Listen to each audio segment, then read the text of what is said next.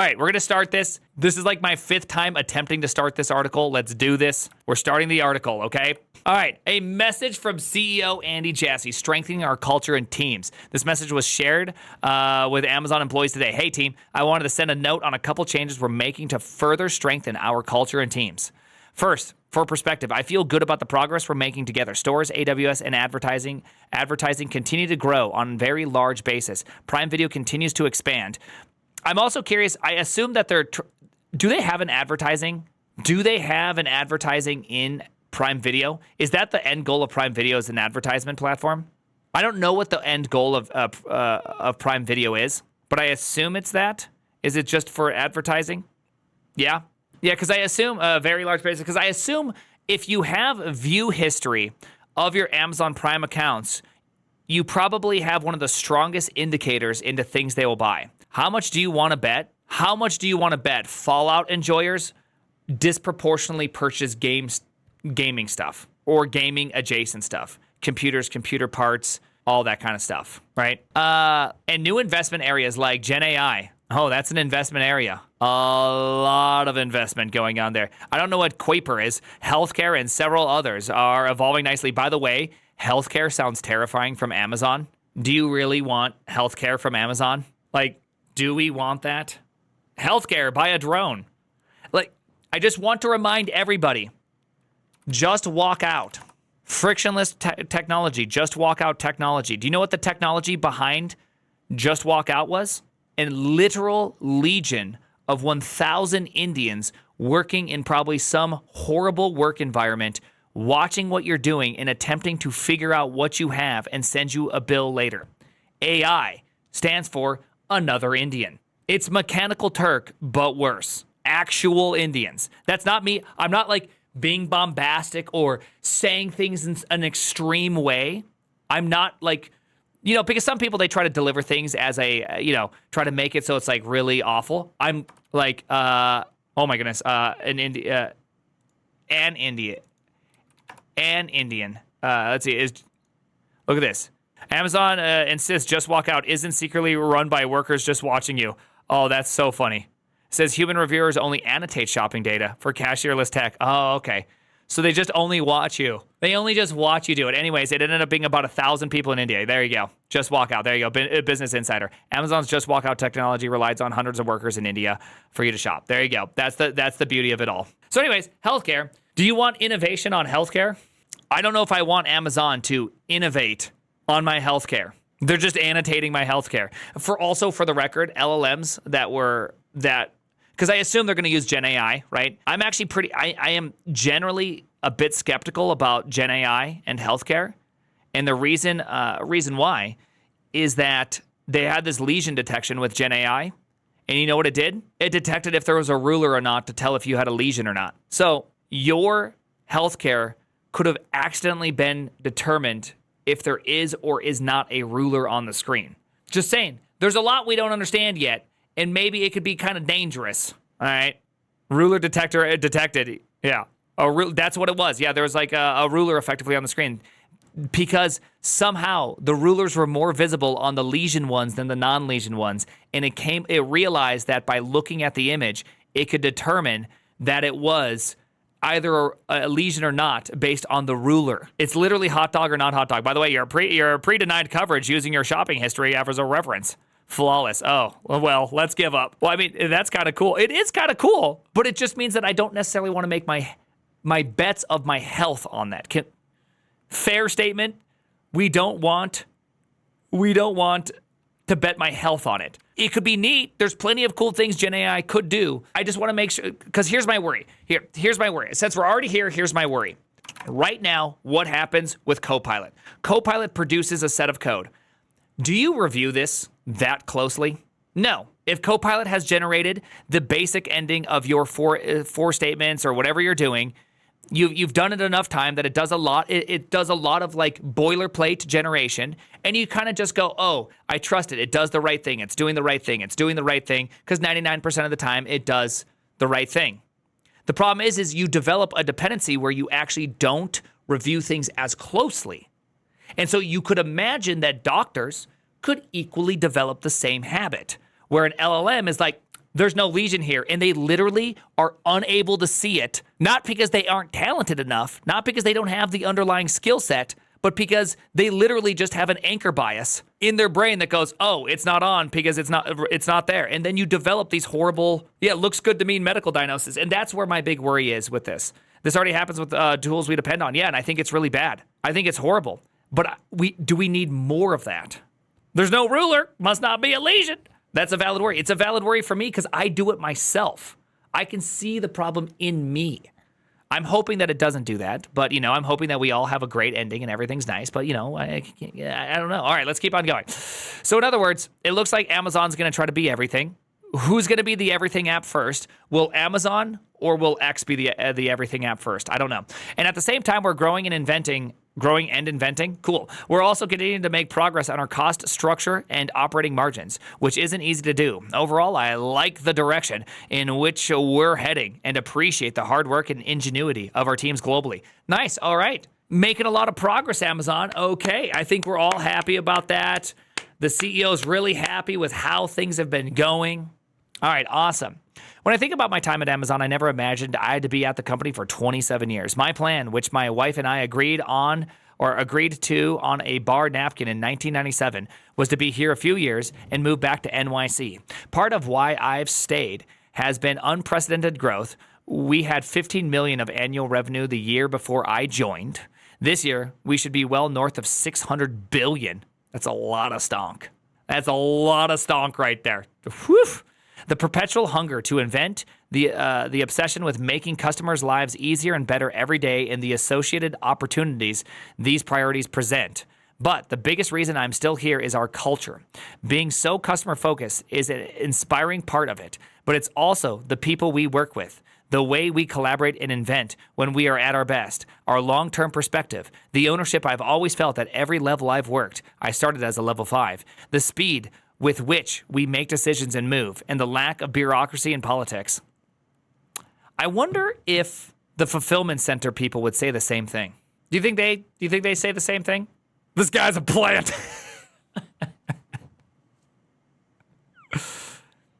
Also, to be completely fair, I actually had a boss at Netflix who came as a Amazon manager into Netflix, and she told me that it is well understood that you should only be attempting to keep an engineer for 2 years. And for those that don't understand why that is the case, it's actually very, very simple. At Amazon, if you look at their stock breakdown, if I'm not mistaken, for the first 2 years, you get 5% of your allocation. You get, I want to say, 15% of your allocation, and then you get 40 and 40. So if they can get you to quit here, they've paid you 20% of what they were going to pay you. So most companies would have paid you 50% by then, because typically they do 25% a quarter or 25% a year. Yeah, that's the vesting schedule. It's 5% of your allocation, 40% for the third year. Yeah, you don't become you don't become a billionaire by playing fair. Well, I think Jensen, CEO of NVIDIA, did a really great job. NVIDIA is one of the few companies in which almost everybody that works there is apparently a millionaire after this last crazy amount of going up. So they've done some things right.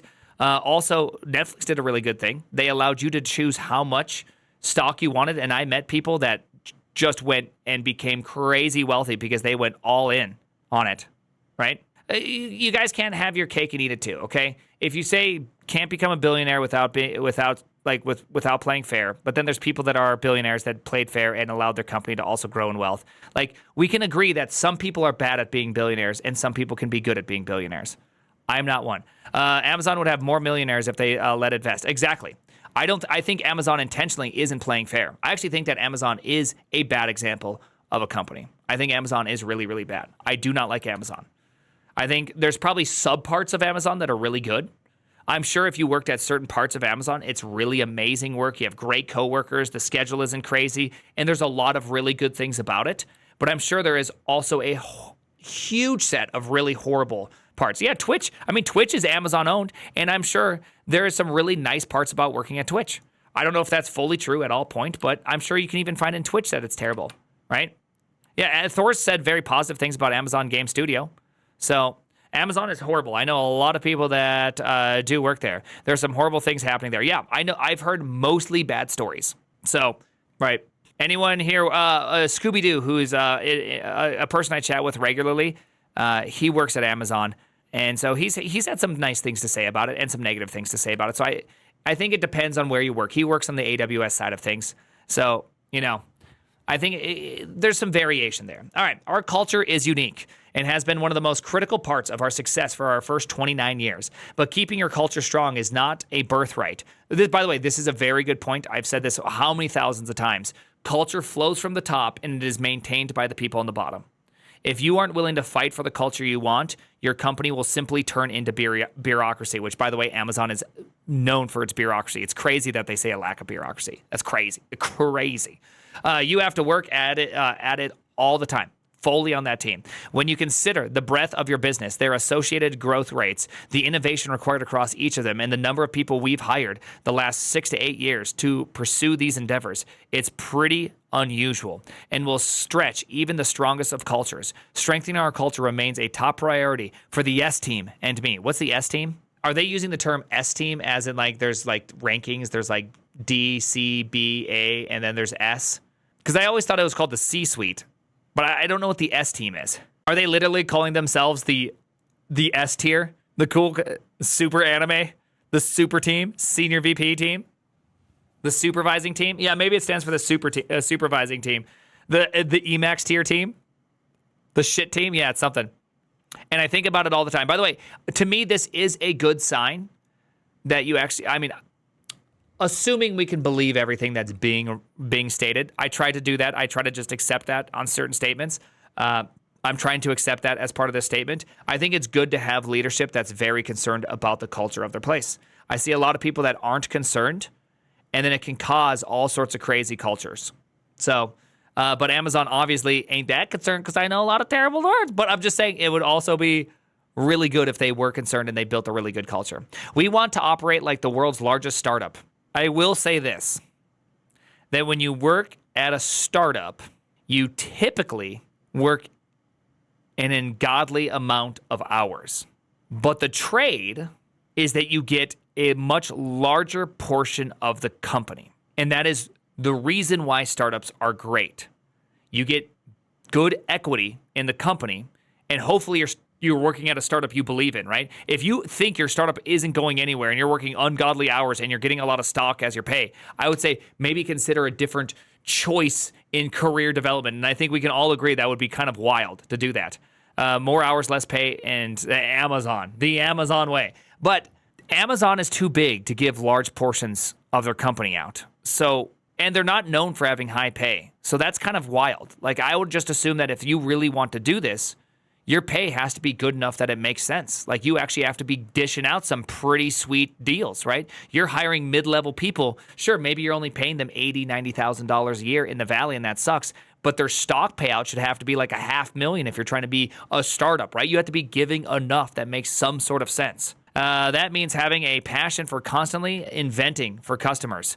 Strong urgency. For most big opportunities, it's a race.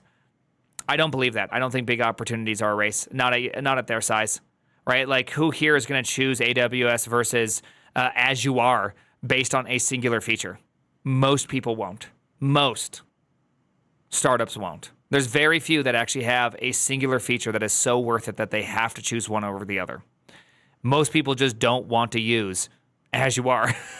It's just that is. What even is Azure's selling point? I don't know. High ownership, fast decision-making, scrappiness, and frugality. Deeply connected collaboration. You need to be joined at the hip with your teammates when inventing and solving hard problems, and shared commitment to each other. Okay? Yeah. So they want all the hard work of a startup is what I'm seeing. I think that if he really wants this, Amazon needs to put the money where their mouth is. First off, I would say drop this vesting schedule immediately. If you want everyone to be working as a startup and super, super hard, first off, drop this, because this is clear bullshit that you don't actually even believe it yourselves. And second off, I want you to make it twice as big, okay? Double it. And then maybe people will start believing you. So I'll say one thing that Netflix did, which was really, really, really amazing, is that Netflix let you pick how much stock you wanted as part of salary versus how much money. And then on top of that, every single month, you got granted 1/12 of how much you chose to vest. And those options were good for 10 years with no clawback, whether you work or do not work at Netflix. Netflix made a really good policy. They said, hey, we want you to have stock and we want you to be bought in. You choose the level you wish to be bought in at, and we understand that sometimes it changes. Sometimes it's not good to have a lot of stock. Sometimes it's great to have a lot of stock. And it depends on your life schedule. So you choose how much you want to be bought in. And guess what? We give it to you right away. It was stock options, but it's at a discount. And generally speaking, it was very, very good that it was options comparatively to RSUs, because Netflix was on a growth thing. Now, should Netflix change to something different? Maybe. I don't know how much growth is left in Netflix. I don't know how any of that works, right? I'm not a Wall Street guy. Wall Street is largely unintelligible by how it works, And so, but either way, it was pretty cool. Netflix has done a very good job at doing a good stock plan that's for the people. I would say that they did a genuine stock plan for the people at the company. And that is very, very nice. I'm hoping that other companies can catch on. So again, if you want this to be true, you want to operate like a startup, then you need to put your money on the line and act like a startup, if that makes sense. Two areas that the S team and I have been thinking about the last several months are: one, do we have the right org structure to drive the level of ownership and speed we desire? Typically, this, to me, whenever I see this, often what it means is one of two things. A, the VPs, the people attempting to direct the organization, have entirely too much dick measuring going on to where the inter-organizations can't communicate with each other. There's just so much work blocking because they want the credit that you just can't get things happening. And this also flows down to, say, director levels as well. And you can see it where there's just so much nonsense going on that they can't work well together. Or two, what the problem is entirely too much bureaucracy. You're unable to get orgs, even within themselves, to be able to communicate and work effectively even within orgs, because there's so much red tape, it's impossible to get something to move fast. So you constantly have to do this org level shifting around to try to make things happen, because you simply can't get people to go and solve it. And orgs often, this is also another thing, orgs often have wallets for their experiments, so they only have a certain amount of value. It's really strange how they do some of these things, right? All right, number two, we are set up to invent, collaborate, and be connected enough to each other.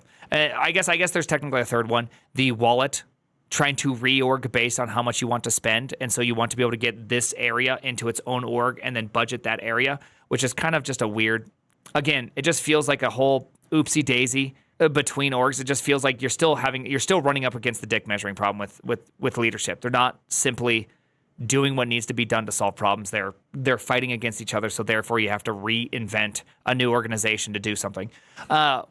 We are set up to invent, collaborate, and be connected enough to each other and our culture to deliver the absolute best for the customers and the business that we can.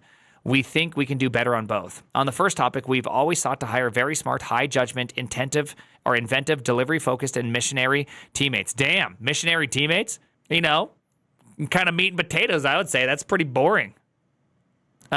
We have always wanted the people doing the actual detailed work to have high ownership, as we have grown our team as quickly and substantially as we have the last many years. We have understandably added a lot of managers. I don't know if that's, maybe that's not good. Maybe we're not delivering W's right now. In that process, we've also added more layers than we had before. It's created artifacts that we'd like to change. Pre-meetings for the discussion meetings, and a longer line of managers feeling like they need to review a topic before it moves forwards. Owners of initiatives feeling less like they should make recommendations because the decision will be made elsewhere, etc. Oh, that is awesome. Okay, hey, W on Amazon, by the way. Can we all agree that was amazing right there? I hope that's true. This would be good if they're doing that. Cut out, 4 years late. Yeah, agreed. It's late. But hey, the thing is you can be 4 years late. You know what's worse than 4 years late? 5 years late. You know what's worse than 5 years late? 6 years late. And it's not bad. And then it just means we have to be in office to make all of our decisions. Well, hold on. Let's see where they're going. You can do this in or out of office, right? This is not an in or out of office problem. This is just saying, hey, we need to cut out the bureaucracy, which is strange because right up here, he just got done saying that with the lack of bureaucracy in politics, yet right here, he just got done saying that we have pre-meetings for the discussion meetings, right? So which one is it? Do you got bureaucracy or do you not got bureaucracy? Can we just make a statement and it's okay if something is negative? I hate this idea that any head of company cannot be like, hey, you know what? We effed up. We have leaned too hard into bureaucracy. We've tried to control and we've stifled innovation. We would rather favor innovation than favor control. And yes, this means we are going to have screw ups in a different direction. Right now, we are screwed up in management and we're spending too much. So instead, the alternative is to allow less management, but that also means more risk, more failure, more research projects that actually end up researching nothing. And that is okay. We would rather bet on people being innovative than people being managed. Like, I would be totally down for that statement. That would be a +1 in Amazon's book for me. That's called a startup. That's literally what they're trying to say they are. They want to be a startup, right? Anyways, most decisions we make are two-way doors, and as such, we want more of our teammates feeling like they can move fast without unnecessary process, meetings, mechanisms, and layers that create overhead and waste valuable time. So we're just asking S-Team organization to increase the ratio of individual contributors to managers by at least 15% by the end of Q1 2025. Oh, there's only two ways that's going to happen. 1, you got fires. 2, you got hires. Which way do you think they're going? Only one way, really. You think it's fires?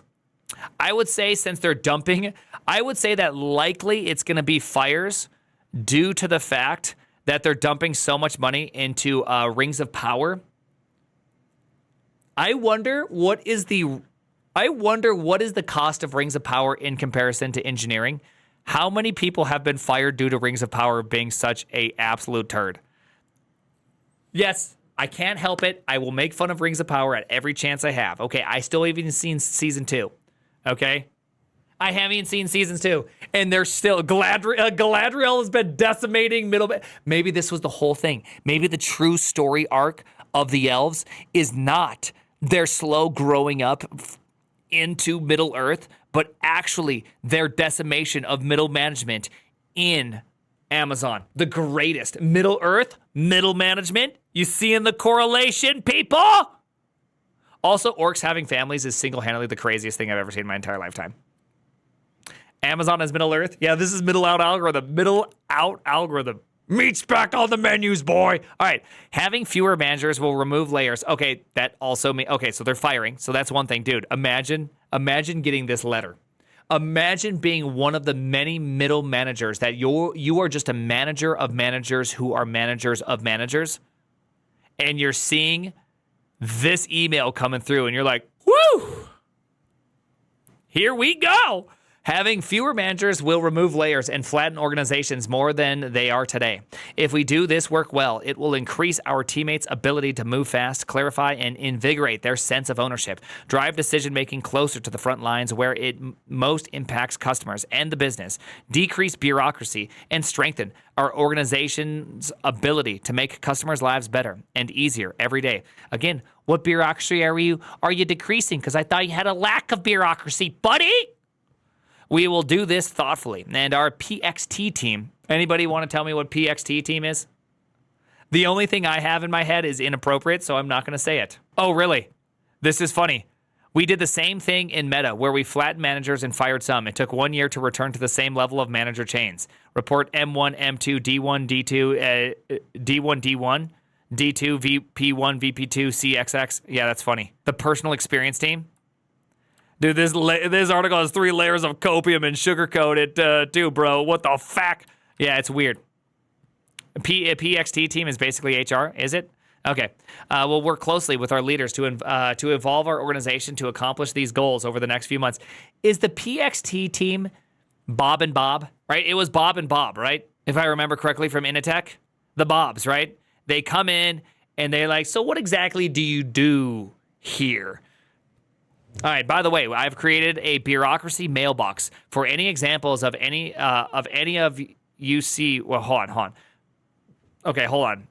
let me reread this. By the way, I've created a bureaucracy mailbox for any examples any of you see where we might have bureaucracy or unnecessary process that's crept in and we can root out. To be clear, companies need process to run effectively, and process does not equal bureaucracy, but unnecessary and excessive process or rules should be called out and extinguished.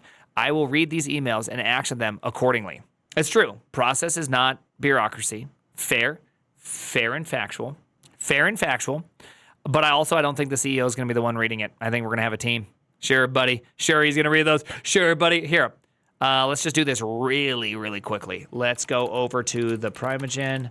Let's just jump in here really quickly. This is just a fast one. This is really, don't worry, super, super fast. Jump in here. Let's just jump into here. Let's just go to the bullshit remover. Let's paste this one right here. Bureaucracy mailbox, really?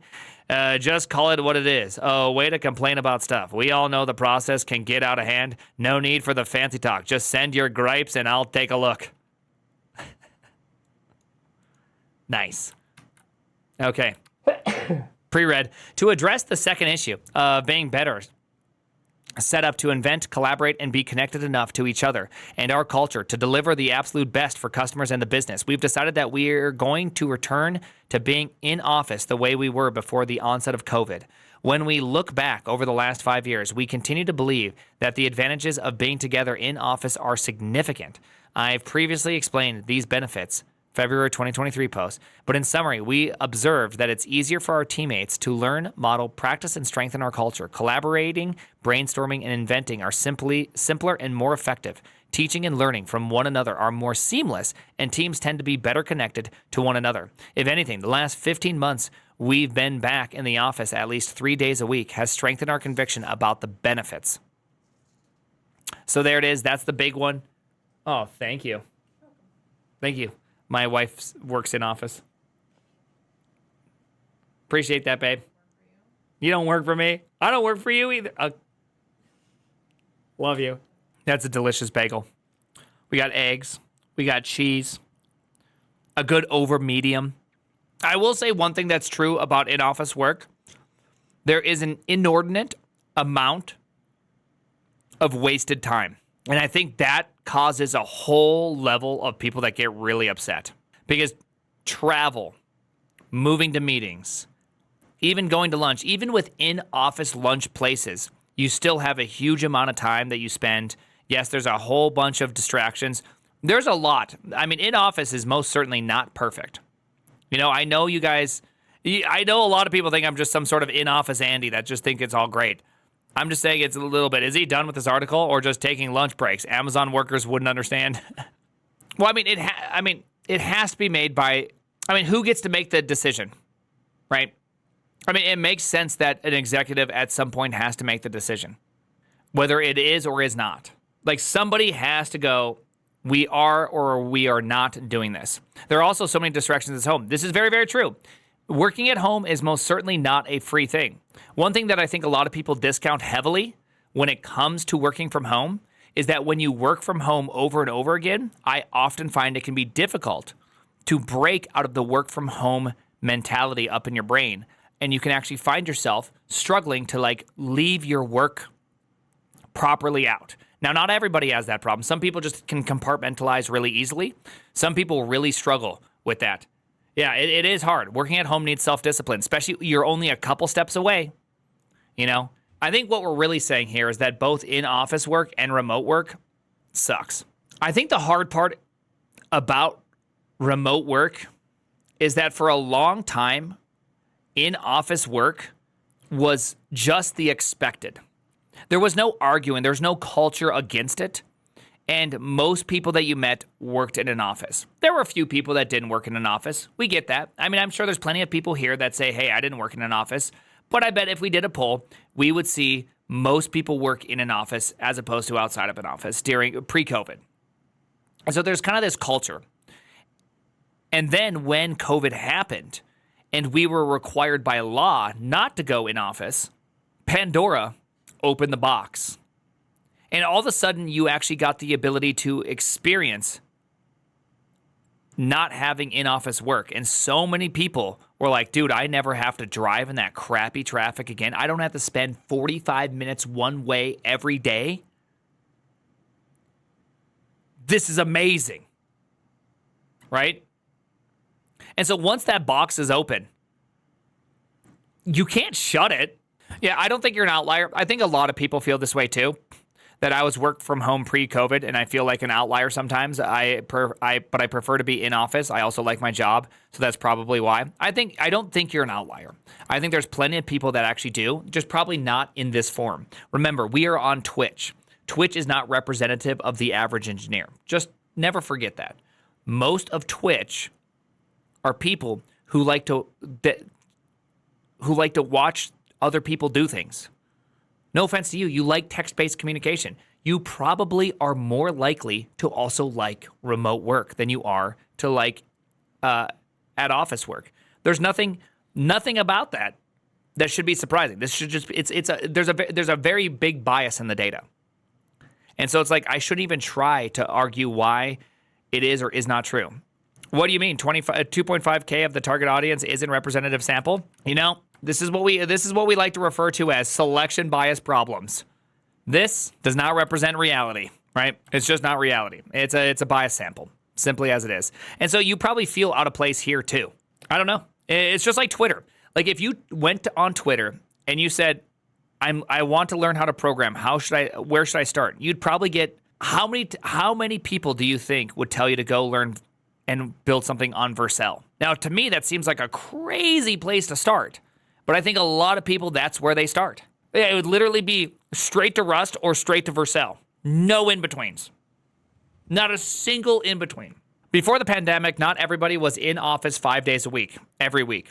If you or your child were sick, if you had some sort of house emergency, if you were on the road seeing customers or partners, if you needed a day or two to finish coding in a more isolated environment, people worked remotely. This was understood and will be moving forward as well. But before the pandemic, it was not a given that folks could work remotely 2 days a week. And that will also be true moving forward. Our expectation is that people will be in the office outside of extenuating circumstances like the ones mentioned above. If you already have a remote work exception approved through your S-team leader, or if you already have one. Okay, so that's good to hear that some people should have the ability, hopefully, to continue to have remote work exceptions. My assumption here is that Amazon is attempting to reduce budget. Like, honestly, this is how I read these things whenever you have this type of interaction, because I'm having a really hard time reconciling this person's words. Andy Jassy, you're mincing words in a very unusual way. Because first off, you start off by saying, I feel good about the progress we're making together. These places continue to grow on a very large basis. Amazon Prime continues to spend money, expand. New investment areas, Gen AI, Coupier, healthcare, and several others are evolving nicely. And then right afterwards, you say, hey, it's not been as good for the last 5 years, and this was better. So therefore, we should do this. We should go back. It's like, which one is it? Are you evolving nicely, or is there serious problems? And so when I see this, what I really hear underneath is that though the company is making good directions, what they need to do is cut costs. So there's going to be a two-way cut cost that you're attempting to do. One, free yourself of management that may not be needed. Okay.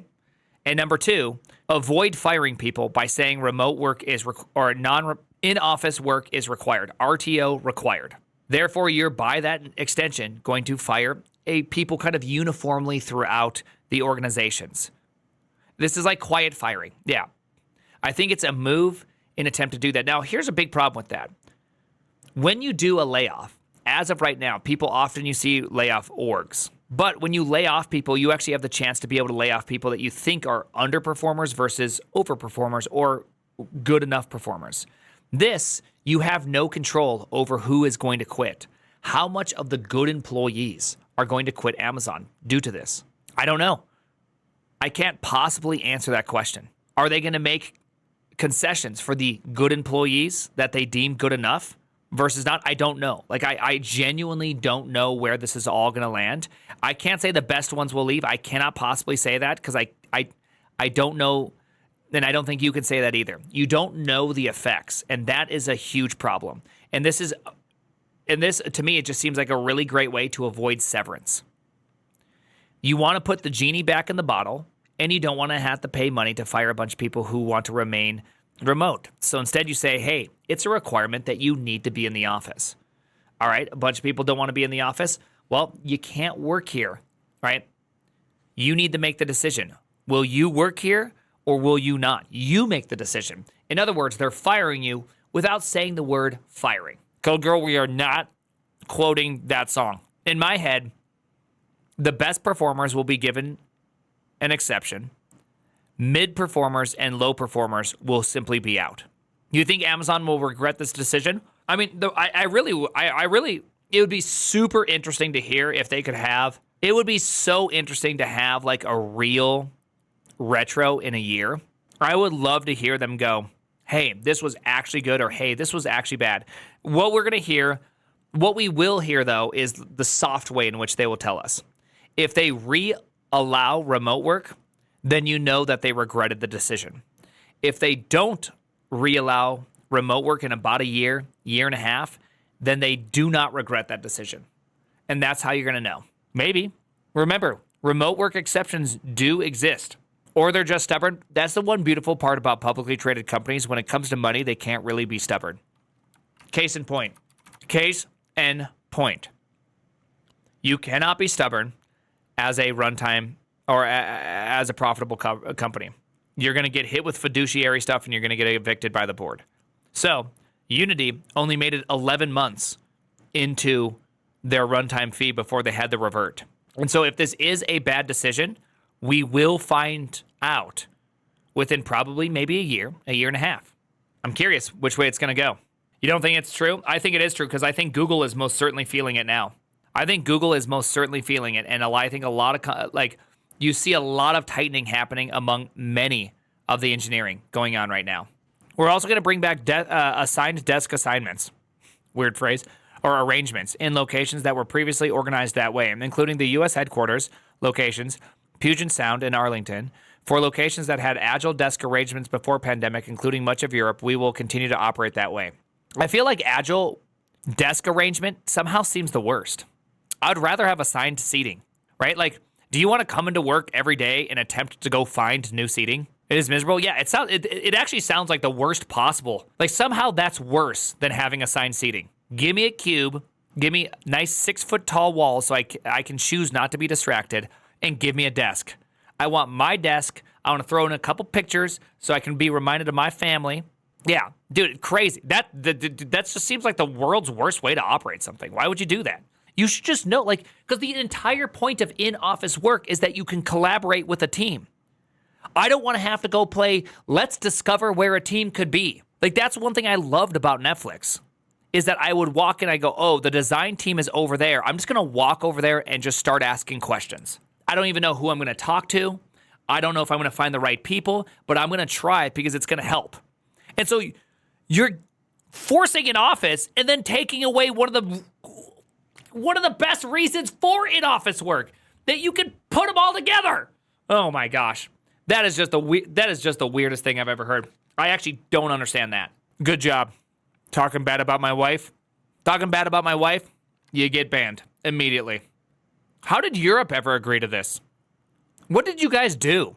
What did you guys do to agree to that? I don't get that at all. You got me on that one. We understand that some of our teammates may have set up their personal lives in such a way that returning to an office consistently 5 days per week will require some adjustments. Oh, I think they mean moving. Is that what they mean? To help ensure a transition, we're going to make new expectation active on January 2nd, 2025. Global Real Estate and Facilities, GRIEF, I'm going to call it GRIEF, is working on a plan to accommodate desk arrangements mentioned above and will communicate the details as they are finalized. All right, GRIEF is going to help you on that one. Dude, by the way, this is kind of wild. This statement is wild, what he's saying. I understand that people have set up their personal lives that returning to office consistently 5 days a week will require adjustments. Adjustments means moving your kids out of schools they're currently in, selling your house, potentially making your kids go through an entire early life crisis because they lose all their friends. Okay, just some adjustments, bro. Just that's all we're doing. Sure, you got settled, you made friends, and you're happy, but we just simply want you to adjust your happiness differently. It's just a minor inconvenience. Oh, there's people here. Don't worry, you'll find new friends. We're adjusting. We're all adjusting. Also, the valley sucks to live in if you literally don't earn millions a year. And I'm going to, like, that's one, like, anyone that's lived in the valley will agree. You know how nice it would be to have millions a year and then you could go live in Los Gatos or Saratoga in a really nice house with a little bit of yard? And if you don't have that, you don't live in a nice house with a little bit of yard. You live in a house with a yard that's as big as a litter box, and it still costs $4,000 to $5,000 a month to live in. True story. I don't live in the valley, but seeing people there, dude, it's weird lives. Like, little houses cost more than several acres where I live. Like, it's not, like, the valley is not a great place to learn. If you're living on $200,000 a year, I know a lot of people like, that's so much money, I don't know what you're talking about. I'm just letting you know, when you live like that in the valley, it's, like, not fun. It's not a good experience. I don't want to be crowded with a bunch of people. I don't want a bunch of people. I don't want to have a line everywhere I go. I don't want just constantly stuck in just this grind box where you're getting taxed 10% by the state and 30% by the federal government, right? Remote helps with that. Yes, exactly. That's why I love remote. Being rich, poor people. Yeah, it's a weird, dude, it's weird. I've met many poor, rich people. Don't shit on taxes. Of course I'm going to shit on taxes. Have you not been to California? California is the most horrible ran place in the universe. And you pay the highest taxes ever. Like, it's awful. California is horrible. Dude, I'm driving down my road where every single house is multi-million dollars in value despite being a 3-bed, 2-bath, normal-ass house. And the street looks like... there's not even freezing water, and the street is filled with potholes. You're like, how the hell how did we get to this point? How did we have shitty roads in a place with no frozen water? What do you mean?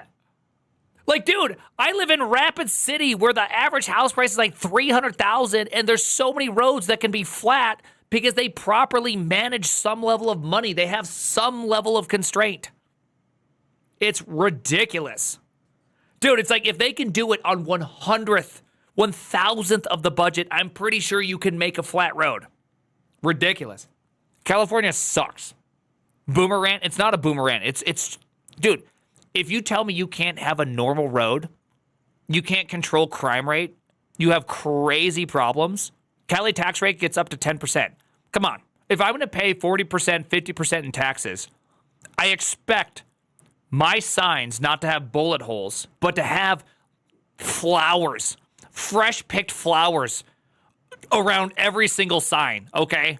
I expect it to be beautiful, all right? Made of actual gold, right?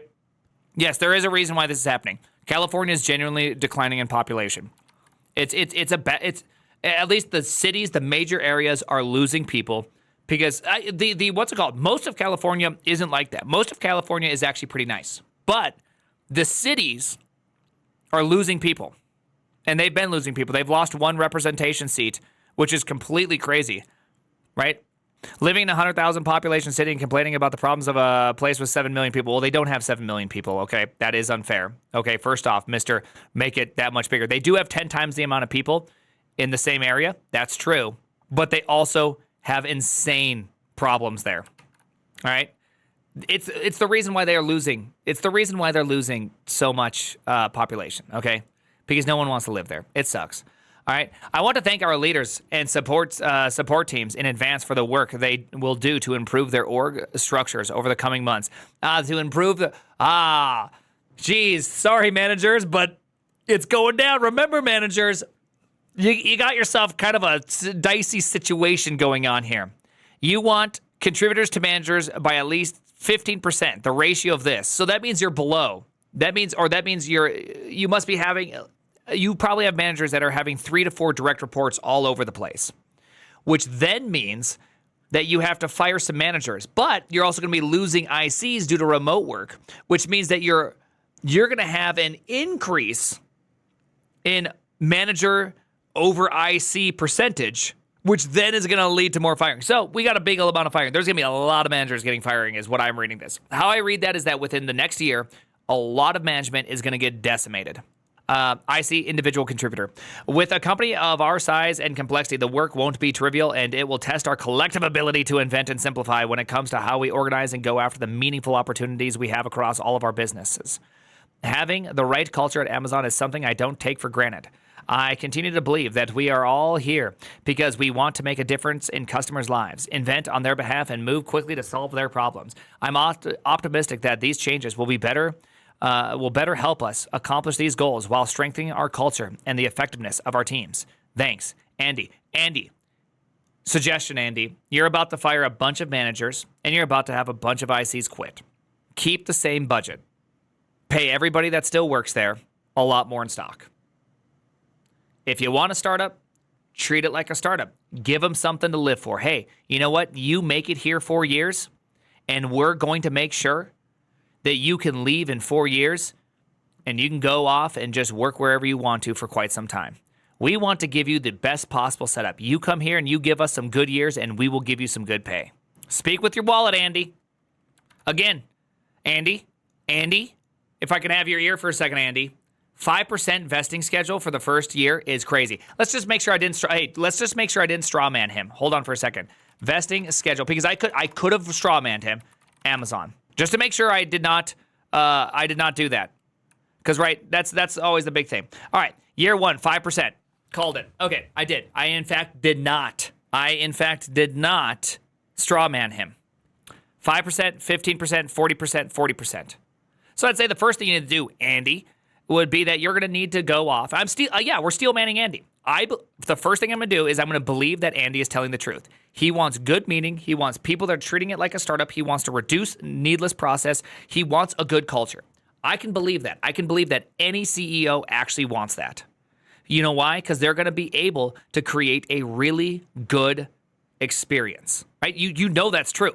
You know for a fact that if you can do that and you can create an amazing staff, you will, by the very nature, create better performing stock. You're going to be able to take in more money. You're going to be more efficient. You're going to have all the good things that go with it, right? A very healthy and excited workforce will make the best product. I can't imagine anyone disagreeing with that. Can we all minimally agree that if you're happy and you're excited and you want to work, you do better work than when you're not happy, not excited, and you don't want to work? Fair. Yeah, nothing crazy. This is not some abstract take here.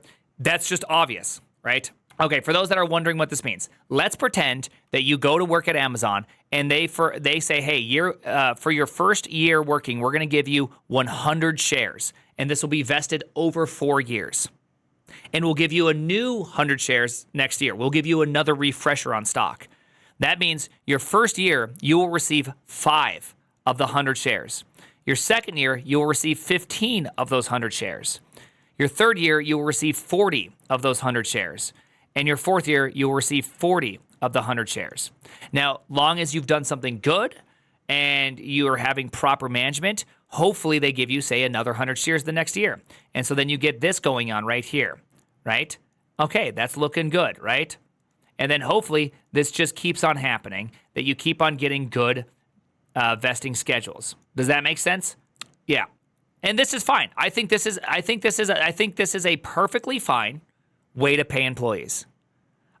Because you could just go sell your stock, right? 5% 1 year cliff does seem wildly small. It is wildly small. What typically happens is that almost every company you go to, including Google, is that you get 0 for year 1. You get nothing on year 1, and then at year 1, at that moment, you get 25%, and then after that, you get 25% distributed over the next year, 25% distributed over the next year, 25% distributed over the next year. Just standard vesting for your schedule with a 1 year cliff. Meaning the 1 year cliff, the reason for the 1 year cliff is that you have to make it long enough. If you can't make it 1 year at a company, we're not going to give you stock. Okay, fine, fair. I don't think anyone's going to really argue that point. Okay, awesome. Would this also have tax benefits? It has no tax benefits. There's no tax benefits for this at all. Right? It still costs the company. They still have to pay Social Security. They still have to pay everything. When you receive RSUs, you still have to pay tax as if it is W-2. I believe it's even marked as W-2 income in America. All right. So it's all the same. It's all like the same stuff. There's no magical getting out. of paying taxes. It's a very good incentive because you're hoping, and yes, it's W-2 income. Yeah, I don't know what the Brits pay. I don't know what you Brits call W-2 income, but it's the same thing. It's a lower tax rate. No, that's not true. It's not a lower tax rate. That's not how it works. That's not how stock works. That's not how any of this is. Okay, if you get options and you cash out your options for cash, it's called deferred W-2. Okay, it's all the same thing, right? Oh, dang. I didn't realize that we pay that. The capital gains is different. So for those that don't understand capital gains, let me explain this to you. You now receive these 5 shares. Let's pretend you could hold on to all 5 shares. And when you got them, it started off as $100. And when you decide to sell it, it was at $200. So that means you paid taxes on $500 when you received it. And now you've held it for longer than a year. You now pay long-term capital gains on the money you made, which is $100 in this case. So that means you're going to pay something like 23% or a lower amount. And that's because you held on to it. So capital gains takes place on money you've made versus 500. This thing is right here. This is, for those that are wondering, this is why the Kamala Harris pay taxes on unrealized gains is so gets so many people intense. And I know it only affects the people that are the richest, but you get the idea that if you had a bunch of money that you bought when it was not as much money, and then now you have to pay taxes on something that you don't actually realize, that could be a problem. And I get it, that it's only the most richest of the richest. I understand, but I'm just saying that you can see the problem with that because you don't actually have this money. You don't have that money. It's until you sell. So many people, a lot of people are upset about that. It's crazy to do that. The reason why people generally are upset about it is that, I don't know if you know this, but income tax, what was it, 1890, was only supposed to be on the richest of the rich, the top 1%, and that's it. And it was only going to be for a short period of time. Bro, I'm paying income tax 150 years later. Okay, I'm not the richest of the rich. Okay, that's not how this works. Okay, I'm just saying that whenever a tax happens, typically the government's like, oh, you know what? Hey, whoa, I don't wish for anybody else to pay any more taxes. We're tired of receiving money. That's bad. Us as the government would like to receive less money. Okay, thank you very much. We appreciate it. Government out. Like, that's never happened. Like, it just never, like, the government literally will never do that because they start spending money based on that income, and then they literally can't. They literally can't. And it's not even their fault. They just literally can't. Having the right, so I don't know if I've read this. Oh, I did read this. So there you go. That's how it all works. And so, Andy, if you want to see a change around and you want to see a startup, I suggest you start making people want to work there. Make them excited. And personally, the way a lot of people get excited is the ability to actually have ownership. Are you really going to deliver on your ownership? How many times did you say the word ownership? Right? 5 separate times you said ownership. So are you actually letting individual contributors drive new projects? Andy? Show us, Andy. Let ownership happen. Second, you said what? The word bureaucracy how many times? Dude, I can't even spell the word bureaucracy, all right? There's way too many E's and U's and A's in there. Are you going to actually reduce it? Just because you reduce management does not mean you reduce bureaucracy. Is this box that you're talking about, this mailbox, actually going to do? Is it actually going to be read? Is it actually going to cause change? That'd be fantastic if it did, but I don't know if it will. All right, so there you go. There's 2 actionable steps that don't involve money. And then lastly, if you're going to want people to work as if they're working at a startup, which you said how many times? How many times did you say the word startup? You only said it once, but you said you want to be the world's largest startup. You got to pay like a startup.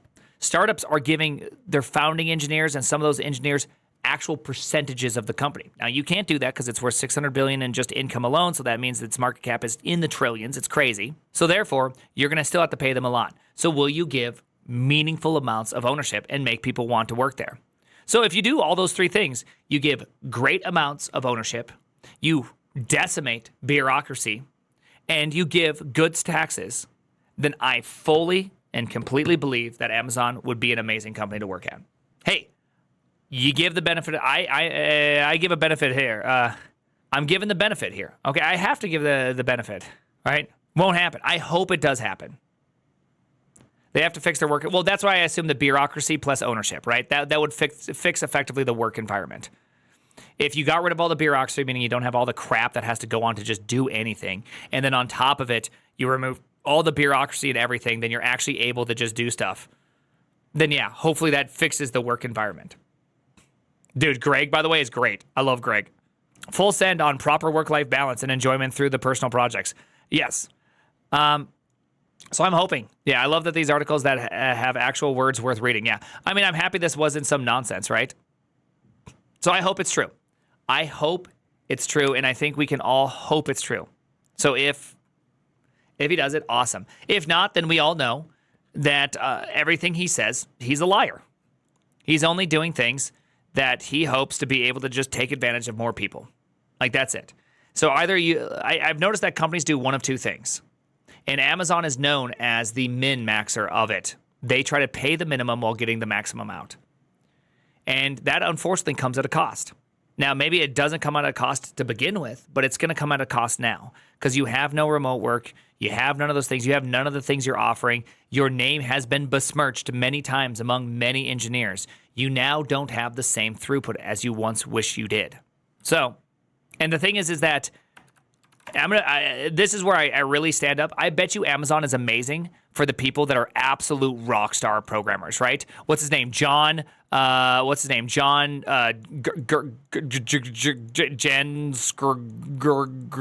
Rust guy, whatever his name is. I don't remember whatever his name is. How do you say his last name? John, whatever his last name is. The Rust guy. Oh, he quit? John who? I know him as John who? John who? But anyways, I assume they paid him very, very well to remain there. But there's only a handful of these people that you can outstandingly pay. A company is not made by the few rock stars. They're made by that nice middle class of workers, right? The nice middle class that is talented, engaged, and happy, right?